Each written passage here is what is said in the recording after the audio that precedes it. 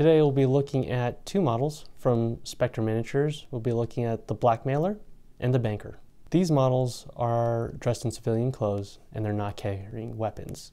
So that sets them as objective pieces, individuals who do not participate violently in the game, but they're normally objects that you're either trying to kill, capture, or trying to safely escort some objective to get out of the way.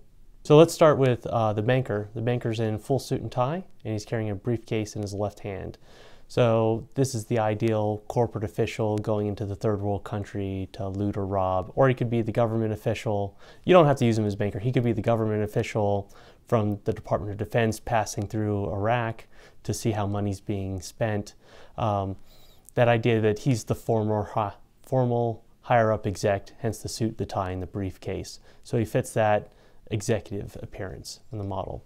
Now, if you look at the Blackmailer, he has more of that look of the Amalfi Coast guy who got his money illegally and is trying to disappear. So he's got just the buttoned-up shirt, but too many buttons unbuttoned, sleeves rolled up, and he's carrying some type of tablet, briefcase, portfolio in his right hand, and he looks like a jerk. So he's set up to look more like the stereotypical movie villain. So I like to play Spectre Operations. I have the rule books. I haven't gotten seriously into it, so I was collecting some of the objective pieces, but why I really got them is I needed corporate people for Games of Reality's Edge. So finding civilian, well-sculpted, affordable, civilian corporate-looking officials was the job, because there's a lot of objectives, there's a lot of NPCs that are needed for that. So there's a mission in Reality's Edge of where you need a corporate executive and you have to assassinate them. Well, the Banker fits that role. There's also a special NPC character in Reality's Edge called Drunken Bystander, who's a corporate official who's lit to the hilt. And so he wanders through and picks fights, and the Blackmailer fits that picture. So when you look at these characters by the cut of their clothes and their suits and the things they're carrying, you're looking at anything from late 80s up to near future, depending on how far you think suit fashions will carry on into the future and how long the tie will last. So the Banker's actually got probably the most utility, because with the simple suit and tie, if we ignore cuts of colors and sleeve lengths and everything that tend to change every 10 years, you can run him all the way from the 50s on up. So he's just that blank suit executive, which is why I picked him for Reality's Edge. The Blackmailer has more of that 90s Miami criminal vibe to him, or the East European. So anything from the 90s up to the present day, or into the near future, he would fit into.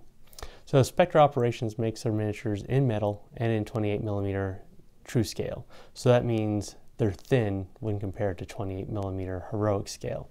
So if I line these guys up next to models from Bolt Action, the Bolt Action guys would look a little bit thicker, but the trick with them is they're not carrying weapons. And visually, when you put 28mm heroic scale next to 20mm true scale, it's the weapons that really tell you that something's off here. Because when you're sitting there holding a gun that takes the entire palm of your hand, that's when you say that gun's really big. And that's when you know heroic scale. But since these guys aren't carrying weapons and you just set them down, they just like, well, they're a little emaciated compared to some of the other guys in body armor.